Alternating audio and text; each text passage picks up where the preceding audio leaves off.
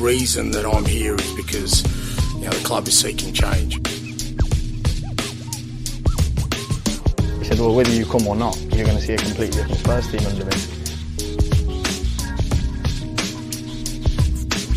My hope and my desire and what I'm going to try and do is give our supporters hope and belief that we're going to embark on something special. Welcome into the Tottenham Depot. I am your host, Andrew. You can follow me at Astetka. You can follow us at Tottenham Depot. This is episode 198. We are nearing 200 episodes of the Tottenham Depot. Can you believe it? And we've got some exciting Spurs football to talk about this week. A couple of wins for the men, a really hard-fought draw for the women. We'll start by throwing it out to Todd. He is mobile today and going to be with us briefly, but we want to get his thoughts. He is at TC_Kasho. TC, what is up, my man? Any day, boys and girls, you can slap Manchester United about the head and shoulders is a good fucking day. It was perfect. It was like if I wrote a script of how I would want my Sunday morning to go, we would score 3 goals and Bruno Fernandes' bitch ass would get sent off for being a cunt. And it happened, and I'm super thankful. And on that note, Caroline is also with. I don't know how to reply to that. That's just that. We know we're gonna get fire from TC, and I love it every time. Caroline is also here at CG Stefko. Caroline, I hate to ask you to follow that, but what do you got? I feel like I'm still slightly disoriented from trying to watch 2 games at once. That was really rough this morning for some reason. Like, I've done it before, but this morning I really was struggling with keeping track of both games. Anyway, pretty happy, with the women's result. It was, a much tougher game, I think, but the men's result really made up for it for sure. No question about it. Scott is also with us at Scott G. Bird. Scotty, what's going on with you, my man? Dude, getting ready to lift the Premier League trophy. Feels fucking great. He's back. We got him. He's back in. All of a sudden, all it takes is 4 wins on the bounce, and Scott's like, yeah, maybe we will win the league. Yeah, there we go. Fair enough. Let's do it. Before we win the league, we want to remind all of our listeners and viewers on the YouTube channel, youtube.com/Tottenham Depot. Be sure to go there if you have not as yet. To head also to digitalspurs.com for Tottenham merch. Digital Spurs is artwork put to your favorite apparel, including t-shirts, hoodies, sweatshirts, crew necks, hats, so much more. I'm rocking the Tottenham Till I Die hat today. Danny Garrison creates these pieces that we do love so much. Head to digitalspurs.com, find your new favorite merch, and let them know that we here at the Tottenham Depot sent you there. Go ahead, Todd. By the way, if you're out and about, I had this opportunity last weekend. I saw a guy in a very sweet early 90s Tottenham pony kit. It was awesome. The purple. It was good times. Looked like Teddy Sheringham, this guy did. And I got to share with him. I was wearing my 1882 Digital Spurs hat. And I got to share with him about Danny's work and about where to go and find that stuff. So if you're out and about, and somebody comments on how awesome your Digital Spurs gear is, make sure to let them know where you got it and how they can get there on. No question about it. We are going to talk about both the matches here today on this fine Sunday, but I want to hit the rewind button a little bit because there was a little bit of a Europa League match that happened earlier this week that was, I think, pretty consequential, and it was another 3-0 victory for Spurs. They defeated Karabag 3-0 at home on Thursday, and this match did not, I think, go to plan for Ange Postecoglou, of course, because about 7 or 8 minutes in, you saw Radu Dragusin get hauled off for a red card, and everything kind of got turned on its head for Spurs. Although then again, it didn't, because Spurs kind of cruised, weirdly enough, even being down to 10 men very, very early and having to play for so long shorthanded. TC, let's just start with you, man. What was your takeaway from this match in general? I mean, we don't need to dive super hard into it. We saw it, we watched it, but I just thought this was like a resilient performance from Spurs, right? It was an incredible performance. Shout to Vicario had one of the best games he's ever had in the Spurs kit. Also, shout out to the Azerbaijani Manchester City, right? They had a rough go getting there and ended up being late throughout their whole rhythm. They were basically changing on the concrete outside the stadium. And the fact that they were able to get there and put the pressure on us, despite how it ended up, They had a lot of opportunities, and honestly, Jorginho should have finished at least 3 goals on us. And if it weren't for Vicario and a little bit of luck from the post and him being him being an Azerbaijani Manchester City player, it's what it is.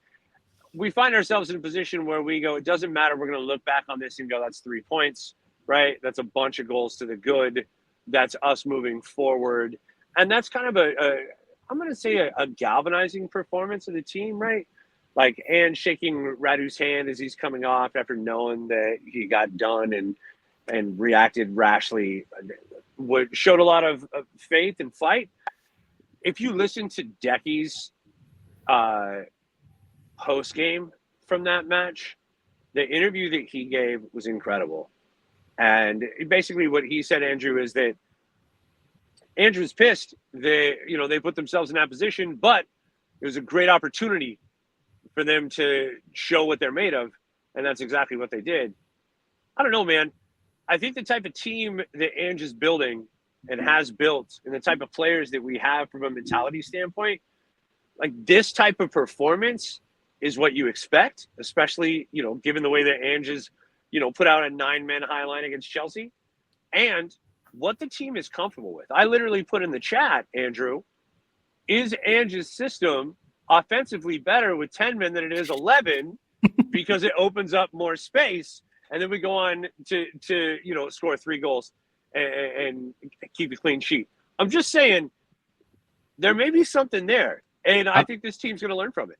I'm going to push back and say, no, I'd rather have 11 than 10, but I hear your point.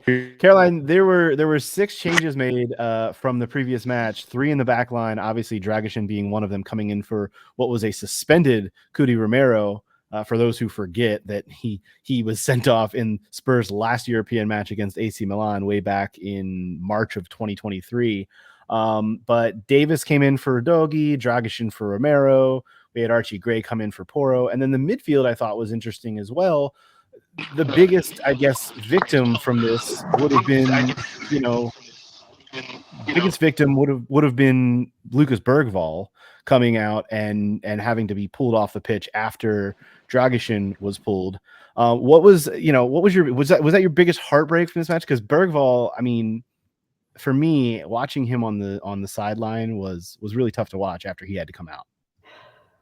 Yeah, I think I saw a tweet saying that he looked like he had Anakin Skywalker eyes sitting on the bench later. Like this could be his origin story moment. But yeah, it was a tough break for him because I think this would have been a really good game for him to show what he can do. But we know there's going to be other opportunities, and that's basically what Ange said. He understood that it was the sacrifice they had to make for the team. And I think we recovered really well from that early setback. And to me, the most important thing from this game is just that we're starting to build that consistency in the attack in terms of actually finishing some chances. We've got a couple of players who are on active scoring streaks now, which is really nice to see. And I think just building up the chemistry, with a couple of the new pieces who have come in, like Solanke being the obvious one. And I also have to say, I think Archie Gray put in a really good shift, considering that he's still not playing in his favored position. At some point, we would like to see him get some minutes in midfield, but I think he's making the most of his opportunity. So, yeah, hopefully we'll see the same from Bergvall when he gets more minutes. Scott, I wanted to ask you about XG because I know that's your favorite topic. And in this match, Qarabag had 2.19 XG compared to Spurs 1.42. Was that kind of the way it played out for you? Like that's what it looked like to me, just in terms of, the run of play for being down a man for the whole match. But Spurs were still able to press throughout and still able to create the opportunities despite being down. And I guess there's something to be said about the levels of the two teams here, but what did you make of this performance overall from Spurs, having gone down a man and then still coming away 3-0 victors? Yeah, I mean, that example is maybe why I take a bit of an issue with XG, because Spurs were clearly the better team. And if you want to dissect the stats and you hadn't watched the match, you might feel otherwise. So again, it just kind of points to some of the issue that I take, and the more data factors in, the less football is played at times, right? But ultimately, we were fantastic. They did put the pressure on in the second half for sure, but I think logically that's the only way a game like that is going to play out. When you're, up numerous goals and down a man, you do at some point find yourself needing to defend, and we did. But Carlsbad's a good team too. I mean, don't let the 3-0 confuse anyone, right? They're a solid team who took Bayern Leverkusen all the way last season. I watched both of those legs and was impressed with what I saw, and I was impressed with what they did against us. Like Todd said, a couple of missed chances and a couple of saves away from it being a very different match, but ultimately Spurs looked like the better side. The thing that I'm seeing more than anything in terms of the consistency in our attack and the goals that we're finally scoring, and we're definitely going to talk about this with United too, but we're absolutely badass in transitions. And it finally started clicking. We're still not doing a ton. I shouldn't say that. We're doing enough, right? But we're leaving some to be desired while possessing the ball in the final third. But the way that we're punishing teams in transition is just incredible. And it's honestly, I think, the one thing that fans have been asking of Spurs for, the couple of months or 6 weeks that the season's been going, if even that long. But through a couple of those stumbles, we started to ask where the goal's going to come from. And Ange found the transition game to be the answer to that question. It's been fantastic. Well, you bring up where the goal is going to come from. I mean, Brendan Johnson now after the United game 4-4, Dominic Solanke after the United game 3-3. We're getting chip-ins from guys like Kulusevski, and who was the other goal scorer in the Karabag match was Saar with a great goal. I wanted to bring up Solanke because it was kind of funny. And look, we're going to start to kind of mold talking about United here in with this Karabag match, because I do think they are somewhat related in a sense that the goals are coming from similar spots. Solanke to me has, since he's returned from his injury, he missed those couple games after playing the first one, has really been the straw that stirs the drink in terms of this press for Ange Postecoglou. And he has led the line like no other in terms of pressing and creating opportunities. And he did it in this Karabag match brilliantly. His goal, some people might almost look at, if you look back at his goal, some people might say, oh, it was a tap in, it deflected off the keeper and there was no big deal. If you go back and watch it, there was such great instinct from Dom Solanke, because he broke around a defender as he saw Son was getting ready to take a shot, and it was not a high percentage shot that Son was going to take, but he was going to try a curler from distance. And Solanke broke around a defender and was able to still stay on side and wanted to be there for exactly what happened, which is that, that rebound goal, that rebound opportunity that he thought he could get. And it was just such brilliant instinct from Solanke, Todd. I thought it was brilliant. Well, and I mean, this is exactly what we've talked about, right? This is the reason why without Solanke in the lineup, we looked as feckless in the final third as we had last season, right? We were missing the guy to take up the space, to lead the line on the press, to be the big body in the middle. The amount of headers that I saw him win today, by the way, or long balls in that I saw him, win body position on the defender and be able to control that ball. Like, these are the types of things, like the ball just sticks to him from a first touch standpoint. Like basically the complete opposite of Timo Werner, but we'll come on to that later. But Solanke is someone that if you look at his heat map of goals from last year, they're all from right within the box. This is exactly the type of striker that Ange's looking for. And now we see why. And it's the reason why, when Ange said, I wanted Brendan Johnson, and everybody was like, I don't know. And then he gets 5 goals and 10 assists last year. And then the season starts and everybody's like, I don't know. And then all of a sudden he's got 4 goals in 4 games, which we'll come on to. But like, all of this plays together. You're seeing the way that the Ange pieces are starting to fit and how this puzzle is going to start to come together. And it all starts with Solanke leading the line on the press, being incredible when it comes to, and being the highest rated player to do this last year in the Premier League, of press the ball in the final third and have a turnover lead to a chance. Like, that's what Solanke does, and that's what he's done consistently for Ange. Solanke is an absolute machine. I said in the chat earlier that he has to have biotic implants, which is a total Mass Effect Andromeda joke, so probably hit with about no one. But the dude is just an absolute machine. The way that he runs and presses. For anyone who's played striker, I've played up top a fair amount in my soccer days. It puts a lot on your body to press like that. It's different than just like the general running of football, right? Your hamstrings, your hips, your knees, and it's just absolutely selfless work, right? You do earn chances for yourself, so maybe not fully selfless, but it's hard work. And the way that he presses the ball is absolutely incredible. I don't know how. First of all, I don't know how he does it for 90 minutes, but he's done it for 90 minutes. I think 3 matches in a row now. In one calendar week, right? So the dude is just a fucking machine, and I'm so glad we signed him. Spoken like a true striker. Thank you, sir. Yeah, he did come off after 84 minutes for Mikey Moore in the Karabakh match, but still, like, regardless, like he has been a machine, and I'm actually impressed with that level of fitness too, coming off of the injury and not fully getting his season kicked on in that way. Someone brought up Vicario earlier. I think it was you, Todd. Like, look, I'll be the first to admit I've been critical of Vicario in some aspects. He was brilliant in this match against Karabakh. Needed to be, was put in a really, really tough spot, being, losing one of his 2 center backs early on. He stepped up mightily, and I thought he was really, really brilliant. So I do want to say that, so that it's being recorded and can be played in perpetuity as I continue to. I'm not walking anything back, by the way. I'm just saying this was a really great game for him. I really enjoyed watching him play. Go ahead, Todd. Go ahead, rip me to shreds. Certainly not. I'm just going to say I thought that you walked that back very gingerly, and I want to compliment you on your footwork. I think that we both agreed in that conversation that, it's still fairly early for Vic, and Hugo didn't become Hugo for us until, year 3. By the way, I saw him lift a trophy the other night with LAFC, which was pretty kick-ass, just saying.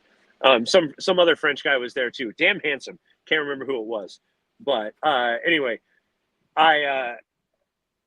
Vicario, you listen to the way that Vicario's teammates talk about Vicario, how Dejan Kulusevski talks about Vicario, who and Decky does not fool around. He's going to tell you what's going on. And they have so much respect and admiration for the way that he commands himself and commands his box, and for the saves that he has the ability to make for this team. I think that your take on Vicario and the way that you raised it was measured and accurate, because to that point, he left us all with questions. But I think he's done a lot in the last few games to answer those questions, and I'm excited to see what he does going forward. I appreciate you saying that. Caroline, I want to ask you about the midfield, specifically the 6s, because you and I both have had a number of questions about both Basuma and Bentancur. And I feel like those 2 specifically are getting into a decent rotation now in terms of these midweek games and the weekend games. And I feel like they're both kind of playing okay the last handful of weeks. And look, the team's won 4 on the bounce. What's your take on those 2? Because I do think, like, I had it written down in my notes from following the Karabakh match, that Basuma was very active and strong on the ball, and I felt like he helped to control the midfield in that game. And then you turn around and you look at the Manchester United match, and I thought Bentancur had a good game. What's been your take on those 2 guys in the last handful of matches? Well, I think it's just an interesting situation to begin with, because we know that they're going to need to rotate more this season with the number of games we're going to be playing. So I think it's good that it seems like Ange is kind of getting them into a rhythm where they are splitting the time fairly evenly. I still have questions about both of them from a defensive standpoint, I think. And, we can debate about whether it was really a penalty in the Karabakh game. But still, let himself get into that sort of pressured situation. Basuma did. So, I don't know. I still feel like it's a position where it's got to be a priority to upgrade in the next window. Or, well, maybe in the summer. I don't know about January. That could be difficult to find a good 6 in the winter window. But I do think it's an area where we can still improve. With whom? I would just ask, who is it that you would say walks into the team in front of Basuma and Bentancur right now? I don't know. I'm not the scouts. I think and no, the other reason why I raised that question, and I do so in the way that I do, is because if you have someone in mind, I want to know, because I've thought about it, and I don't know where you find that guy right now. I don't know that guy exists, especially not in the price range that Tottenham are willing to pay. Do you disagree? Well, I don't think we necessarily know what the club is willing to pay. This is fair. like my pet peeve of people making assumptions about, Say it's Levy 200 million. It doesn't matter. I don't know who that guy is, right? Do you know what I mean? Like, I don't think the market is there fair, for that position anywhere. That's the I problem. think it's a fair point that it's hard to find a good player in that position for any team. Like, that is just the reality. And it's the same way on the women's side. Like, I've been having conversations about that, because that's a weakness for that team too. So it's a tricky one. And I think the options we have right now are doing a decent job. But I just think if we're talking in terms of wanting to get it to that next level of like challenging for the title, I don't think they're going to cut it necessarily. I don't know. Just Rodgers don't grow on trees, right? Like they don't. Like, and that's what I'm saying is, like, when you look at, like, I don't necessarily know that Liverpool has that guy. I damn sure know that United doesn't have that guy. I wouldn't take Thomas Partey over anybody ever. Yeah, we don't want the moral situation in the midfield to get worse. 100%, right? So I'm over here going, like, I'm looking at this, Kaz, and I weirdly enough, that is the way it could get worse.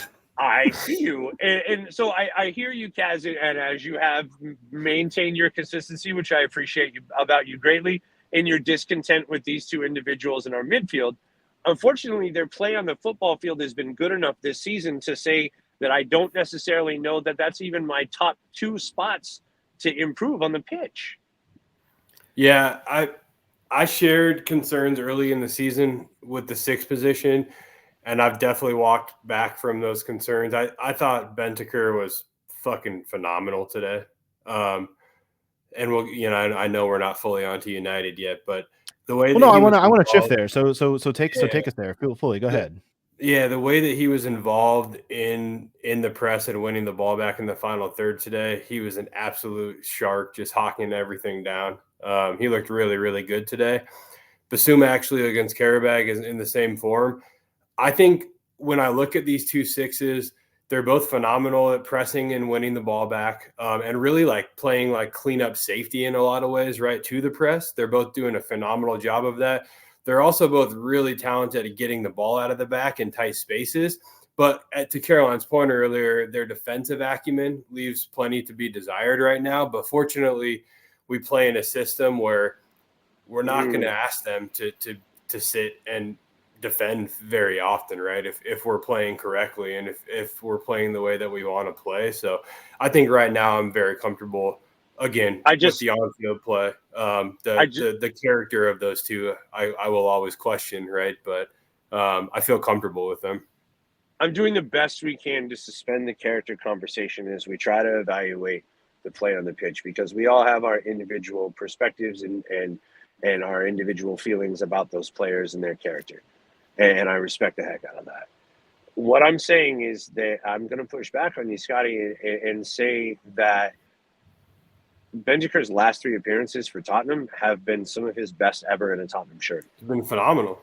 I think that he's done an exceptional job across the board. And I would say that even with Basuma, I would say my issues with Basuma are not his defensive acumen. But as a matter of fact, didn't he spring the ball there or make the cleanup interception that led to the Madison goal? And so, like, my issue with Basuma, and I think Kaz's issue with Basuma on pitch, has always been more along the lines of him losing the ball offensively. And I agree, he's been wasteful in possession. I can't say that about Bentancur. I thought Bentancur has done a tremendous job. But I would say that Basuma did lose the ball too much, especially early on in the match, in his latest appearance. And that is kind of his area of opportunity. And that's why, honestly, I think that that's exactly why Bentancur starts over him in the league under Ange. I wouldn't disagree with any of that. I agree with that. I think the grander point that I was trying to make in asking the question is that this team, the way that it's kind of constructed and needs to go, because Archie Gray is not playing in that specific role, in the number 6 role. He's more rotation right now for Pedro Porro at the right back spot. You almost need both Bentancur and Basuma's levels to be raised, and I feel like through this 4-game winning streak, that has happened, which I think is a good thing. And yes, I'm specifically talking about on the pitch. I think they've both played fairly well through this. As we kind of shift to talk about Manchester United, one change from the Brentford match last week, and it ends up being Heung-min Son, who picks up a knock. Maybe it's just fatigue, kind of vague, but this was the change that was made from Thursday. Obviously, he came off, what was it, about 70 or so minutes in, 71 minutes in for Timo Werner, and Timo is the one that ends up starting for him in this match against United.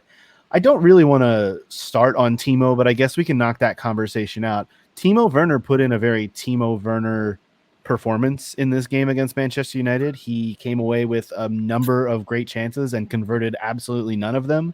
And I also thought he was fine. He gave exactly what Timo Werner gives in a match like this. He created some opportunities for others. He moved the ball down the flank, and he completely bottled a few really, really golden chances that is going to happen when Timo Werner plays. Anybody want to sound off about Timo Werner? And because I saw a lot of stuff today on Timo Werner and just how kind of messy it was, Todd.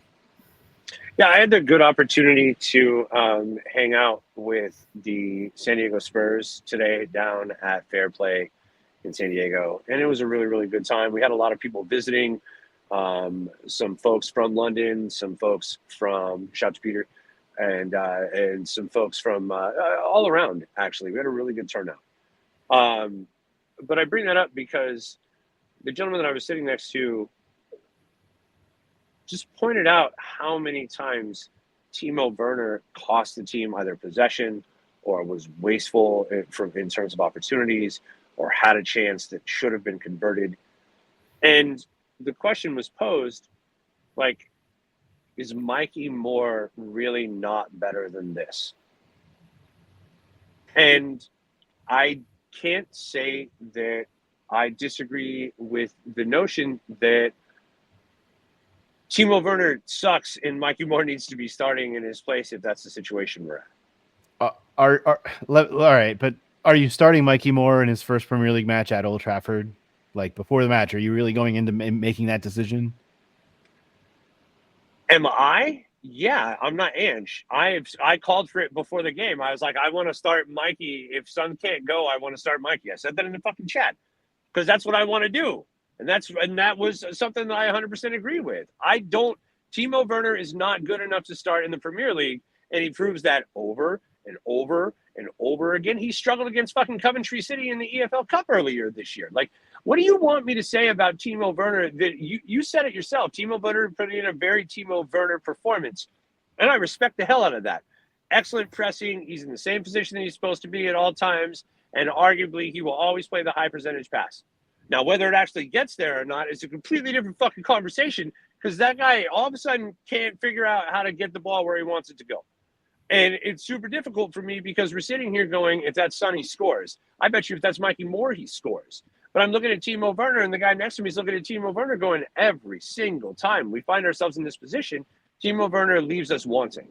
And so it's like, if I'm Ange, I look at just this match. You could take the Coventry City match too if you really want to, but just this match. You look at what Timo Werner did, and you look at what Mikey Moore did when Mikey Moore came on for Timo Werner, and you ask yourself the same question. I don't know, man. It's not good. I mean, Mikey Moore's going to get a chance to show he's better than Timo on Thursday, I would imagine. We have very little rotation up top, and I said it this morning, you have to integrate Mikey Moore in a greater capacity now because after Sonny, after Brennan Johnson, you have Timo Werner and you have Mikey Moore. So you have no choice. Mikey Moore has to be integrated. I thought Mikey was lively today. He came on and actually almost scored in the final seconds of the match. And such a great shot. I screamed so loud. Jumped off my couch. I want nothing more than for him to really start banging on. But I'll also say Timo played really well today outside of missing two massive opportunities that should have been converted. And because of that, it looks like he had a really poor match. But fundamentally, tactically, you could say he did his job well. He got himself into those excellent positions, didn't take the opportunity. It does lead me to say, and someone said this on Twitter, and I think it was a very fair point.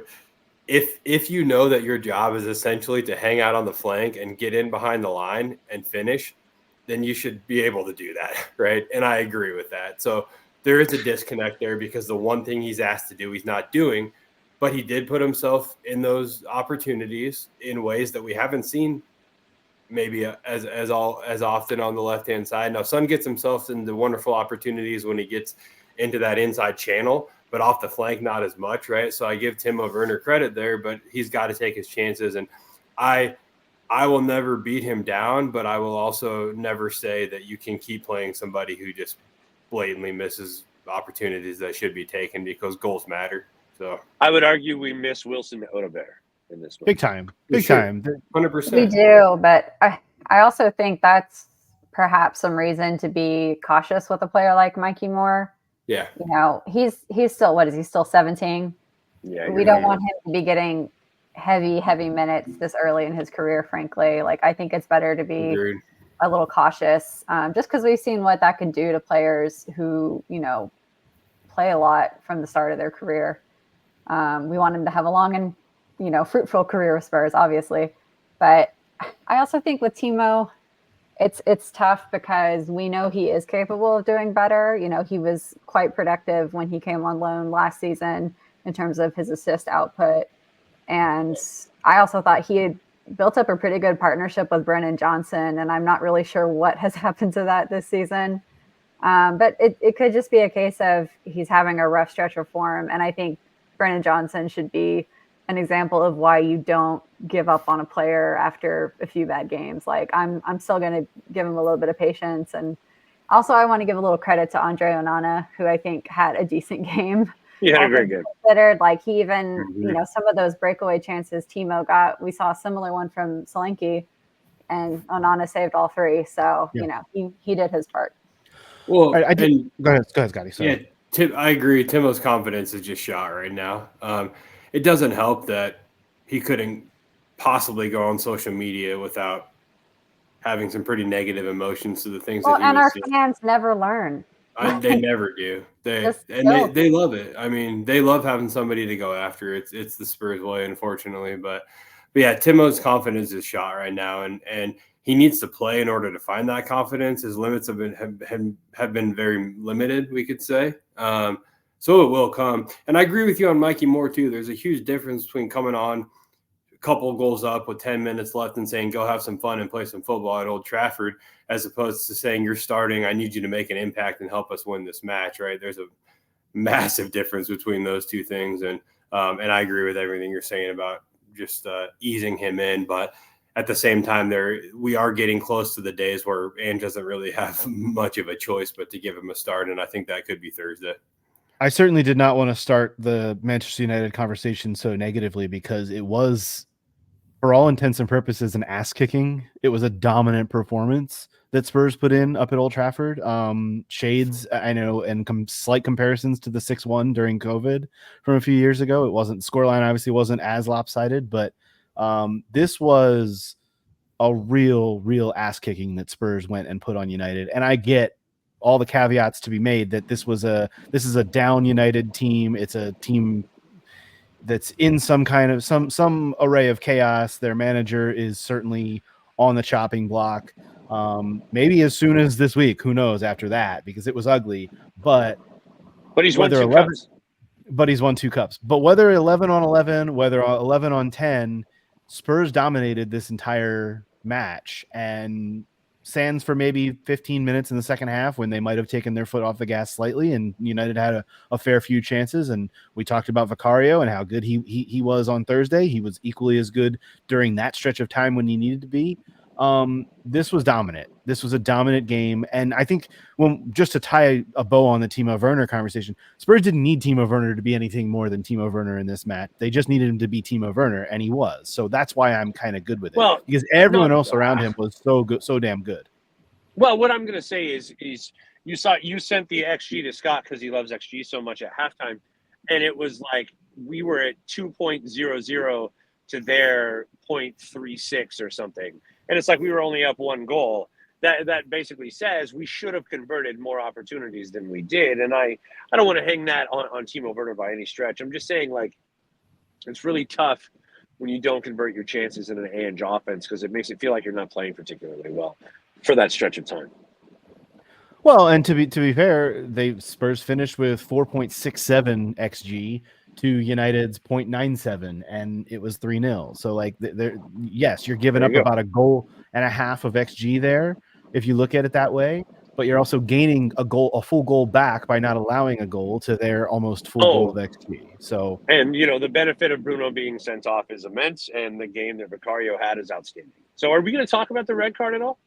Yeah, we are. Let's talk about it right now because, and look, there's obviously bias here. We're Spurs fans, but also for me, and I said this on social media. I got to pull it up, but like, anytime you get your boot that high on someone's leg, that's what's going to happen. You cannot expect that you're going to see anything but red. And I know that there's quote unquote controversy about it, but I don't think there really can or should be because of the scenario that Bruno Fernandes put himself in. I get there was a little bit of a slip on his plant leg, but you just simply can't stick your foot that high on someone and make a challenge and expect to stay on the field.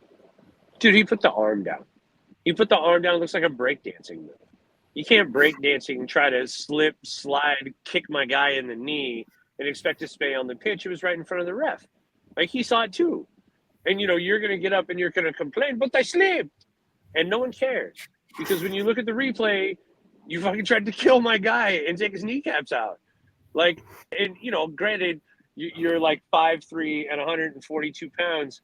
But, like, still, you flying in that fast is dangerous, so you can't do that. So you're going to take a little walk, and it's going to cost your team about 5 minutes of you standing here bitching. It's not going to make a difference. You got to go. So I don't like the way that Bruno Fernandes plays football. And so when he gets tossed for some dumb shit like this, it makes me really happy.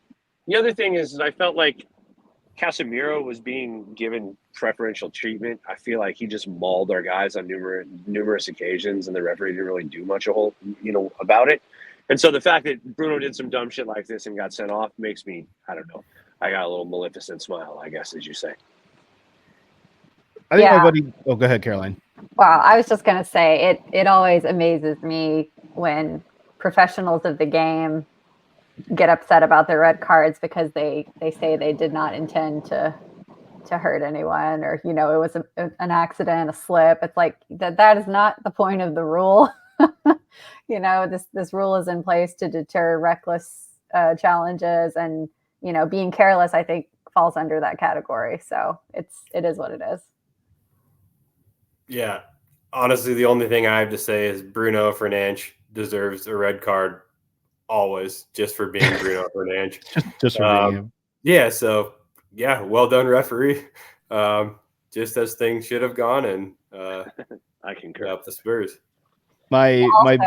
It's really interesting from the United perspective that they felt like Casemiro was an answer to the questions being asked by Spurs. I was like, oh man, this could get ugly.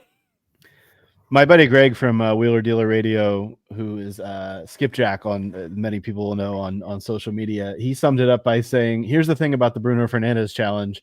Even if it's not a red card, and it was, if you play stupid games, you win stupid prizes. And that's exactly it for me. Like, this is a guy who constantly plays stupid games. He's a Hall of Famer when it comes to playing stupid games, and therefore wins the stupid prizes quite often. And that was that. But like I said, when we first start talking about this game, I think the thing that is going to upset me is that people are going to look at this match from afar and say, oh, well, United had a man sent off around halftime. They were only down 1-0 at half. Like, Spurs were obviously able to just control the game. No, Spurs controlled this game for 90 fucking minutes. Like, this was a dominant performance well before Bruno Fernandes was taken off of the field.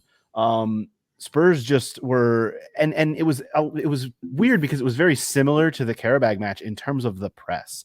It was constantly the press. And there's also something to be said for, we talked last week about Brentford, wanting to come out and play football. United did not want to sit back. They wanted to try and come out and play football, and Spurs pressed the hell out of them and made them pay for it. And I think that's been the difference in these last handful of matches, is that we have played teams that want to come out and play football. Whether we're down a man against Karabag on Thursday, they want to try and come out because they obviously have the man advantage, and we make them pay for it with a press. We play again up at Old Trafford where they want to come and play football against us. We make them pay because of the press. And I'll go back to praising Dominic Solanke because he and Madison and Udogie in this match for the first half, and even Spence in the second half when he came on for him, all were part of such a great press in this match. And that's what created the opportunities and created the goals. This was not United sitting in and Spurs having to pick locks. This was Spurs getting on the front foot, going after a team and playing Ange ball, just Ange balling it up at Old Trafford and pouring it on. Yeah. Right, Scott? Yeah, I think that the biggest change is that right there. When I discussed earlier the transitions and how well we're doing in those transitions, it's all the press. And I got to give Ange a lot of credit. I think we were struggling in those first 3 or 4 matches. We couldn't break down blocks. I think a lot of times what was happening, players were receiving the ball and their first thought was like, what do I do to retain possession and set us up in the final third, right? Or the mindset has seemed to switch a little bit, and it's how do we get forward, right? So I think Ange probably saw how we were struggling, said this system is designed around the press. Let's tighten it up. Let's continue to work on that press, and once it all starts clicking, we will win some transitions and score some goals. And like you said, it's all Solanke. If I look at the absolute thumping we delivered United today, and who factored in more than anything, Solanke, number 1, Kulusevski, number 2 or 2A, Mickey Van de Ven, you got to give a 2B shout to, right? But wow. It's all through the spine. I mean, but Kulusevski, I want to double click on him because the way that he allows us to play on the break is phenomenal. And moving him to the 8 has been the single most important thing to the way that we're playing. Today was the best we've ever looked under Ange Postecoglou, in my opinion, and Kulusevski and Solanke, who I already mentioned, right, were the 2 biggest reasons of that's happening. It's the press, but Kulu, again, back to the way that he allows us to transition so well. He's so smooth, silky, and fluid in those tight spaces.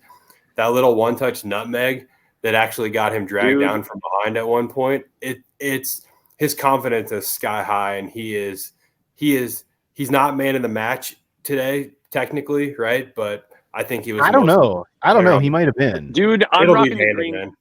I'm rocking the green Decky kit today. He's moving him to the 8. I agree, is a revelation. He's currently, the way that we're playing, he's my favorite part about watching Spurs. The fact that he was able to get his goal today made me super happy because it's been coming, and the fact that it was kind of like a Zlatan-esque finish was the best. So I'm a big fan of Decky. But you're absolutely right, dude. How do you not give it up for Mickey, Andrew? We got to talk about that goal. It was sensational. Well, for me, I think it's just kind of telling that we're starting to have more of these games where it's really almost impossible to pick a man of the match. And I think that's really what we're going to see when Ange ball is working at its best. And just regarding Kulusevski, I think Ange deserves some credit too for, making that adjustment of moving him into the midfield, which I think Decky was really vocal about wanting himself. But that's always been my thing with Ange, is like we need to see some tweaks when things are getting a little rusty and stale. And I feel like he's been doing that in the last few games. So I think we really just need it to be, more fluid like we saw it today. Well, it's interesting too, because Kulusevski and Madison, they're both occupying space on their respective sides, obviously, that I think the wingers had been occupying a little bit earlier in the season when we were really stale and stagnant, and they're taking that space, allowing the wingers to get inverted or I don't want to say inverted, but into the inside channel better, right? And then these inverted fullbacks are kind of sitting in that midfield space that we had seen Kulusevski and Madison sitting in. So I think that was a big tweak by Ange too, probably all designed to get the wingers again into the inside channels. But Kulusevski and Madison are just fantastic profiles to be that exact player within a system, right? And I can't say enough about either of them, but specifically Decky right now. For me, it very much still comes down to what the opponent is going to do. And Dakota and I talked about this on our YouTube preview show, The Center Spot, which you should all be checking out. Go to our YouTube page. Every midweek, we're putting out a little bit of a midweek check-in for you called The Center Spot. And we talked about this because I think Dak kind of expected United to sit almost and try to counter, and they did not. And that's what the press allowed Spurs to get up on the front foot a little bit more. If United were going to be packing it in, I would have been interested to see if this would have gone differently. And look, I'm not saying United should be anti-football and play that way. Like I want teams to come out against Spurs and play football because that's how Spurs are going to be able to get in behind. But I will be interested when Spurs have to go to, play one of these teams that just wants to pack it in. I'm going to be interested to see what they're able to do and how they're able to pick locks, because right now the press is working because other teams are wanting to come out and play football. When that changes, how does Ange react? How do Spurs react as a unit on the team, on the field rather, and in being able to score goals? I do think that's the biggest difference. And we've got a small sample size now of this run of games that we've seen. Brentford, we saw Coventry. Obviously that did not go as well because the team was sitting behind and it was a struggle. So like we've seen the examples now of what this can look like when a team wants to come out and play. Karabag obviously wanted to come out and play because they had the man advantage for most of the game. They wanted to see if they could take advantage of that man advantage. With United, they wanted to come play, and we stuck it right back in their face. And I think that was a big key to this. I'll be interested to see what tactical adjustments Ange can make when a team packs, 10 behind the ball and wants to sit and try and counter. I think that's where the challenge is going to become a lot tougher going forward. Looking ahead now, as I mentioned, we do have a midweek show on YouTube. I think everyone should check it out. It is very fun. It's only about 20 minutes long too. We're going short on those, but we will be facing Ferencváros this Thursday in the Europa League. Spurs travel to Hungary to face the Budapest-based club, which lost its Europa League opener to Anderlecht last week, but are top of their league. They actually got a 3-0 victory today to remain. That's the Hungarian league, my friend. I'm not going to try yes. I'm not going to try and go any further in explaining it than that. But they are a perfect 6 for 6 in league play this year. So another one of these lower league teams that is the perennial champion. They are 35-time champions of this league. That Spurs will have to go on. Yeah, it's something like that. They've also won 6 straight of them. So this is the challenge that lies ahead for Spurs. They've got to go on the road for one of these Europa League matches this Thursday. We will see health-wise how it kind of turns out. I know Destiny Udogie is going to be a question mark after coming off at halftime today. I'm sure that might have also been planned because he was forced into action this past Thursday. You've got to get the rotation going. But and we'll see how Sonny is in kind of bouncing back from his knock. But health is going to be the key for Ange going forward, because after that match, you got to turn around. You got to go to Brighton on the weekend. So it does not get any easier for this team going forward. And that's kind of what Spurs are looking at as they move ahead. Brighton, for their to that point, they first suffered their first loss of the season this past weekend. They lost at Stamford Bridge 4-2 on Saturday. So they are only a point behind Spurs. That was at Arsenal, if I'm not mistaken, good sir, where they lost 4-2. It is not fun. Justin scored a banger though to level it up 2-2 for them, and then for Brighton. That shitty luck down the road. No, Brighton lost to Chelsea. Oh, my apologies, sir. Who did was that? You're Arsenal thinking of won? Leicester. You're thinking of Leicester, sir. You're thinking of that other blue team. Yeah, blue kids. But I believe it. I can't get that Justin goal out of my head. The listener may not believe this, but I do actually do some research for this podcast and take some notes. So, and Todd doesn't believe it either. So I don't blame the listener for believing it. No, you're good. You're good. It's all good, my friend. You can say whatever we want, man. Just roll with it. We just roll with it. But Brighton obviously are always a challenge, but we'll talk more about that on the center spot this week. Again, go to youtube.com/Tottenham Depot to get that show. I do want to just complain real quick before we move on about something. Please complain I'm just away. sitting here thinking about Fenerbahce. Is that how this team is pronounced? You're close. I have it as Ferencváros. So Ferencváros. There we go. Not only is it a challenge to go to a European away match where there's going to be a lesser soccer infrastructure, we could say, right? But what I really want to whine about is who the fuck is going to play left back in this game, and why is Jed Spence not in the UEFA Europa League squad? Because either Udogi's going to have to put all this pressure on his knee. Ben Davies is going to have to play, which means Mickey Van de Ven's playing another 90 minutes. Or Pedro Porro plays so Archie Gray can play left back. So I'm just increasingly frustrated with that decision because he needs to be playing left back in this match on Thursday, and he's unable to, so that Fraser Forster can be there. So that's it. Well, we don't need to talk about it anymore, but it's really fucking frustrating. Didn't we talk about this, Andrew? Like, isn't this something that got covered where it had to do with the fact that, like, you had to register the the three other backup goalkeepers, or however many we had, due to like homegrown they didn't have to register Fraser Forster. No, Fraser Forster and Jed Spence would have been equal. That was a choice.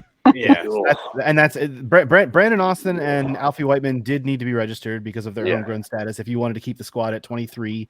But no, they did not need to register Fraser Forster. And yes, we've talked about it, and I appreciate Scott bringing it up because honestly, when Dragic was sent off on Thursday, my brain immediately went to, boy, this is really a problem because I was thinking, okay, you could slide Archie Gray back to center back because of his versatility, but then you don't have Jed Spence to bring into this game. And honestly, it made me think, does that mean Jed Spence is starting the weekend? And obviously he got a full half, which is great. You got Udogie off at halftime, but Udogie could still have a knock. We don't know the status of that going forward. So there are a lot of questions about the health of this team right now, and there's going to be. I mean, this is what a season with Europe entails. And Radu's suspended, so if Udogie can't go, it's going to have to be Ben Davies with our first choice center back pairing in a match where you would really not want to play your first choice center back pairing with a huge game against Brighton coming up. So again, you're going to have to play Archie Gray at center back and start Pedro Porro out there on the right side. Someone's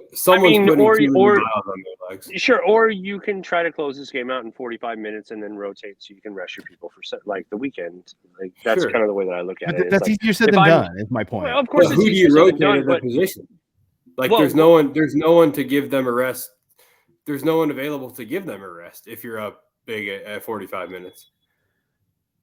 I'm looking at that going, then it's less of an issue if you have to sub Ben Davies on for Udogie at 45 minutes, or if you have to bring in if you have to bring in Archie Gray to play center back for Romero so you can get Romero some rest for the weekend, or like, obviously it's an issue, Scott. Like, I see where you're coming from, and I absolutely agree with you. I'm not trying to play, devil's advocate here. I'm just saying, like, if I'm looking at this situation from the way that Andrew approaches football, he's like, we'll go fucking kill the game in 45 minutes so that we can rest people. Like, hurry up.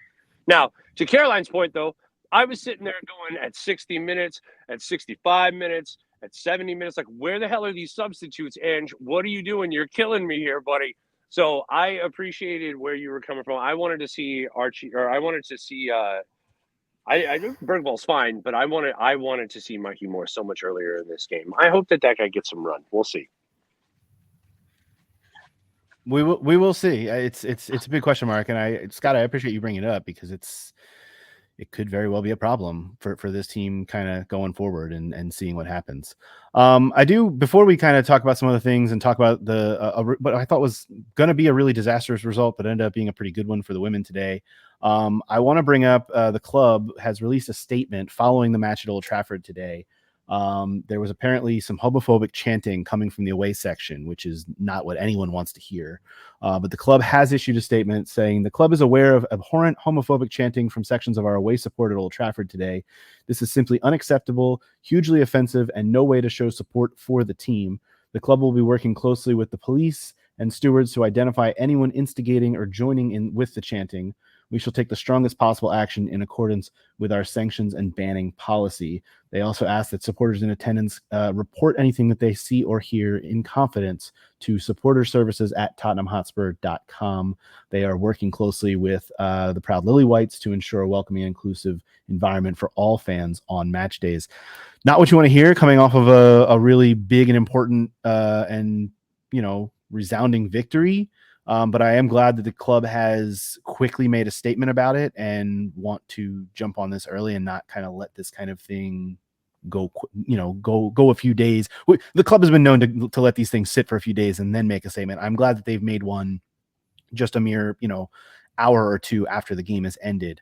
And I know that the Proud Lily Whites were making statements very quickly after it happened. I don't know what the chant was. I didn't hear, you could not hear it through the television.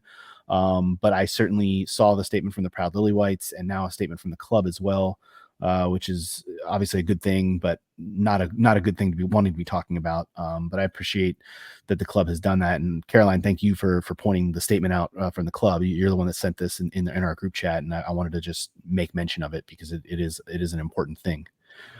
Can I just add one thing too? I think the thing I liked from the club statement was them pointing out that that's no way to show support. I think that's a big part of it. Besides it being offensive, it's not helpful. And I can't imagine that Solanke, whose name was, in the earlier part of the chant, I can't imagine he wants to be associated with that. And he would much rather have a chant for him that was celebrating him, like let's keep it positive. Yeah, no question about it. Go ahead, Scott.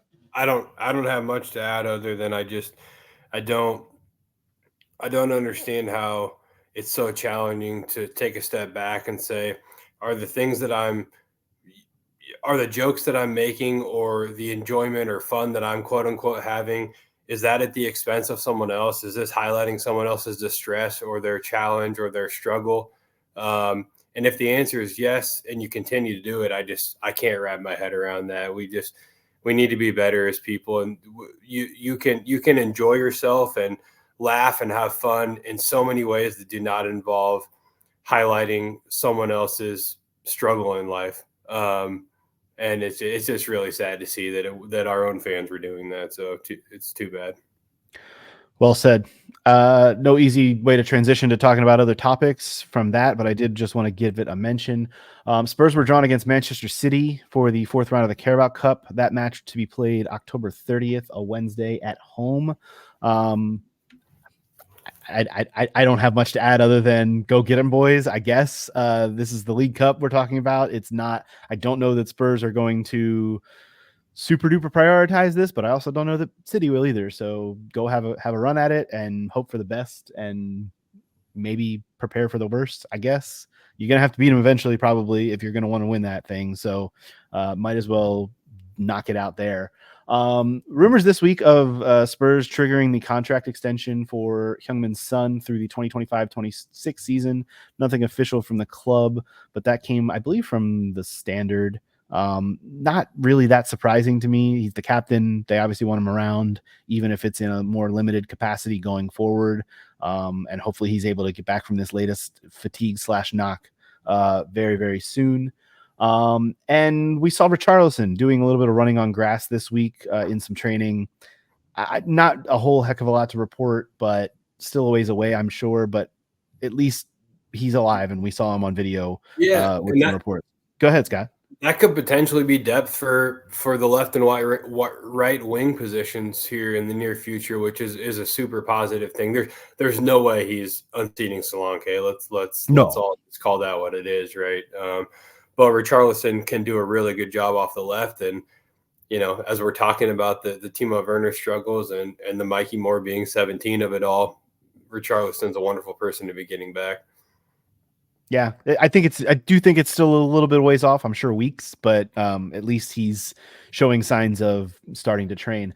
we also had the fan forum this week, which I know got a lot of headlines it got way more headlines last year, I feel like, because it was the first one that they had done in quite some time than it did this year. And I want to start to kind of transition into talking about the women when we talk about the fan forum, because there were some questions about where the games are being played, and these are constant questions. I mean, there were a few other headlines. I mean, Daniel Levy supporting fewer games on the schedule being one of them on the men's side, which I thought was surprising, because you wouldn't quite expect a man who makes money by having more games to be in favor of there being fewer games, but he did say that. But he was asked questions about Spurs Women and playing more games at the stadium. And I thought it was a kind of a standard answer of, we want there to be more games at the stadium when the time is right. And Robert Villam was asked about it at his press conference this week as well. Kind of just pointing out that, yeah, they want attendance to be up before they move more games. And it's kind of perfectly transitions into the fact that Spurs Women played at Villa Park today, and Aston Villa are holding all of their WSL games at Villa Park this season. And I know Arsenal are holding, I think, all but 3 of their home matches at their big stadium as well. Like, there's a lot more being done in the WSL this season to hold more games at bigger stadiums with bigger crowds. That said, I think that Spurs are going to make this move gradual rather than quick. They're not going to throw everything at putting games at the Tottenham Hotspur Stadium that are only going to have a handful of fans there. That's not what they want. There are logistical issues as well for multiple teams, not just for Spurs, with games being hosted on the same weekend. Caroline, you alluded to it this morning, but both Spurs men and women played at the exact same time today. And granted, they were both away from home. It's hard when you're trying to follow both of these teams and watch them both at the same time. And I know the group of us here at the Depot, we're all watching both the games at the same time. And like, my neck is getting sore, turning my head like so many times, trying to track what's going on in both of these games. But did you have any broader thoughts, Caroline, on the stadium issue? I don't even know if it's an issue yet, but just more games. I mean, we talked a little bit about this weeks ago when Spurs said they are going to play 3 matches at the Tottenham Hotspur Stadium this season. Sure, we'd all like there to be more, but I guess, what's your thought on this going forward? I think my thought is largely just frustration. Because I just don't think we're getting the buy-in for Brisbane Road from the fan base. Like, the conversations that I hear just anecdotally are that it's, too far away from Tottenham. It's not convenient to get to. It doesn't feel like home because of the very red seats at the, Leyton Orient Stadium. And I want to double click on that really quick, because you brought that up to me earlier this week privately, and I actually think that's more of a problem than people would realize. I don't think it's a small thing, and even to the point that for the actual players, they did make an effort to make the dressing room feel more like a Spurs dressing room to them, like it, and that helps, I guess, from the player perspective, that they feel like it is their home at least. But I just think we're going to see the attendance sort of stay at this plateau of like sub 2,000, which I just don't think is good enough for this team, like, of really talented players. I think they deserve better. So from that perspective, it's frustrating to me. And I understand the arguments behind it's expensive to open up the main stadium, et cetera, but I think you got to weigh it. I feel like if we're going to actually grow the fan base, I just don't think it's happening at Brisbane Road, to be quite frank and honest. And like I said, I think the players deserve a larger audience to play in front of. And, I'm certainly not looking down on anyone who makes the trek to Brisbane Road every week. Like, that's so important. And, we do have a dedicated core fan base, but I think in terms of actually growing it, it's just a tough one. And I haven't heard what the official attendance was today at Villa Park, but I think that they're heading in the right direction. And they've got a similar challenge as Tottenham do in terms of their men's team is in European competition this season, so they're making it work somehow. And I wish that we were.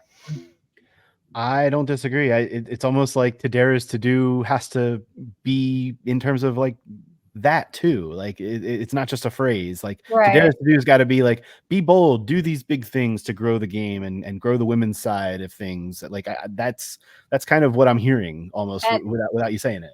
Well, and also I just think, we know that there have to be some upfront investment in order to see the gains later down the road. We've seen that in terms of like some of the transfers we've made. So I think the club's got to get to a point where they're comfortable doing that on the stadium side as well, in hopes of having a much larger, stronger fan base in the future. I don't think there's any doubt about it. A good one, though, for those who were able to watch it today and kind of keep track both of the men at Old Trafford and the women at Villa Park, an unchanged 11. And this was a match that Spurs women were not really able to get a foot in and still managed to get a point with a late Bethany England diving header in stoppage time. This was, I thought, a game that Spurs were frankly outplayed in. They did not have the better of it for much of it. They took a lead in the 23rd minute through a penalty that I'm still trying to find out where it happened. We were both watching and like, wait, that was a penalty? What happened there? All of a sudden, Evelina Summanen is converting the penalty, and then Spurs are kind of holding on for dear life despite getting, the majority of the game getting outplayed, and then 2 goals within a span of 10 minutes. The second coming from Daly like minutes before the end of the game, and all of a sudden Spurs are down 2-1, and there's a lot of stoppage time thrown on the end of the game. I think it was 9 or 10 minutes on top of the 90, and in the 96th minute, Bethany England comes in and kind of from nothing gets a header to equalize at 2-2, and that's how it ends up. What was your take on this one, Caroline? It was an unchanged 11, which I thought was interesting. I kind of expected we might get 2 or 3 changes based on listening to Robert Villahamn at midweek and talking about how his team has been training, but we get an unchanged 11 and then kind of a not great performance, but good result, I would say.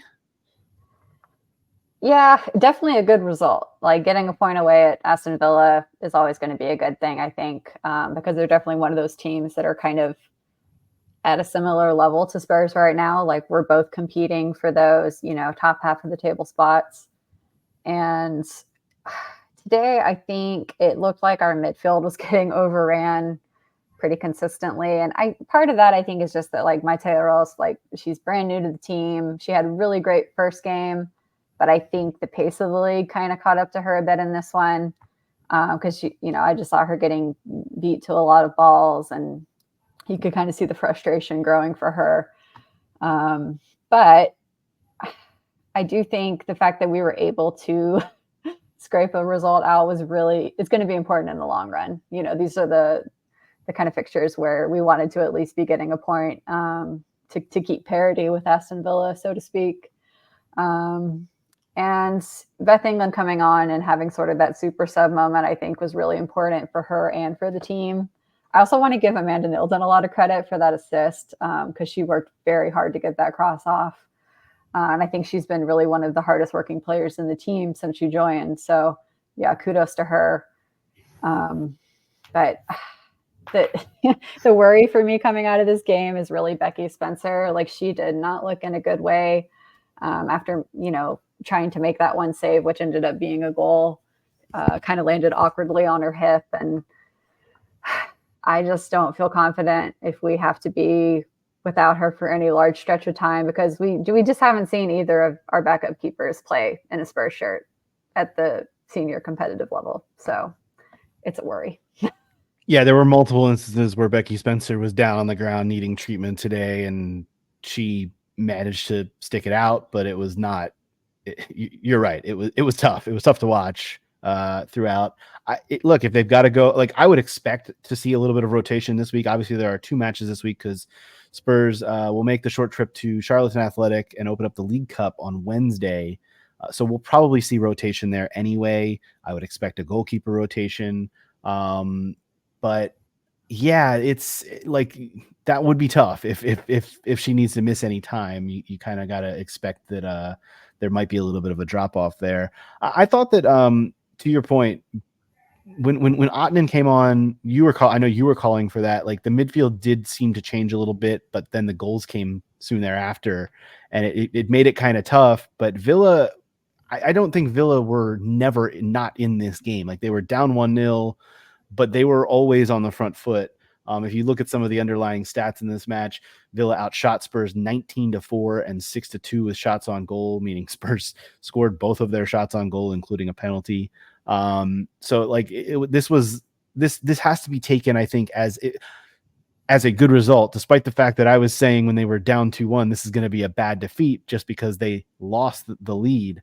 But this overall is a good result, I think, knowing that you get the point on the road and you try and turn around at home when you play Villa later in the year at home and get the full 3 points and win 4 from it. But I tend to agree. Scott, did you have any takeaway from this match? Because like, to me, this is still a really heavily rotated or not rotated, but new side with a lot of new pieces still trying to find its footing. And this is the first away match. Like, I don't think there's any shame in a point from this one. Yeah, I mean, I don't have much to add that either of you have beyond what both of you have said. Other than I'm just really proud to come back and get the point. I screamed too when we equalized, and I had the men's game on the big TV and the women's game on my iPad. So like, I had a hard time going back and forth with both of them. And I think because of the sake of sound, just got sucked into the men's game a little bit more than the women's. But yeah, I'm just really, really proud of the fight. The two women we brought in from Real Madrid have been fantastic. And just, again, I'll continue to talk all season about what a good job I think the club's doing on the women's side. I think they can do a lot more, right? But I think the decisions they've made have been good. And again, to come back and get that point today just shows a lot about the team's heart and desire to fight and on the road against a good team. So good day all around. Yeah, no question about it. I mentioned Charlton Athletic at midweek for Spurs Women. Charlton are atop the women's championship. So 4 wins from 4 and an 8-1 goal differential. So that's not going to be like an easy one for them. Spurs then will return home next Sunday for WSL play against Liverpool. Liverpool have started the season with a pair of 1-1 draws to Leicester City, and then most recently today they drew West Ham. They allowed a very late equalizer in that one, so they're going to be chomping at the bit. Liverpool is also in League Cup action this week against Manchester United, so definitely, same kind of rest deal. There's no rest advantage for that one either, so that'll be completely fine, and we will certainly look forward to that. I think that's going to do it for this episode of the Tottenham Depot. Be sure to check out our episodes on our YouTube page. I want to stress youtube.com/Tottenham Depot. That is where we were putting out the center spot at midweek, trying to get the subs there. Go watch the podcasts there. Leave us a rating and review on your podcast app of choice. If you are an audio only listener, that really does help spread the word about the show. Follow us on social media at Tottenham Depot. You can follow Scott at Scott G Bird. You can follow Caroline at CG Stefko. Follow Todd at TC_Kasho. And you can follow me at A Stedka. And once again, follow us at Tottenham Depot for the latest. We will talk to you next week following a bunch more soccer. There's a lot more on the docket. We're going to be talking about it all here each week. Until then, this has been the Tottenham Depot podcast. As always, come on, you Spurs.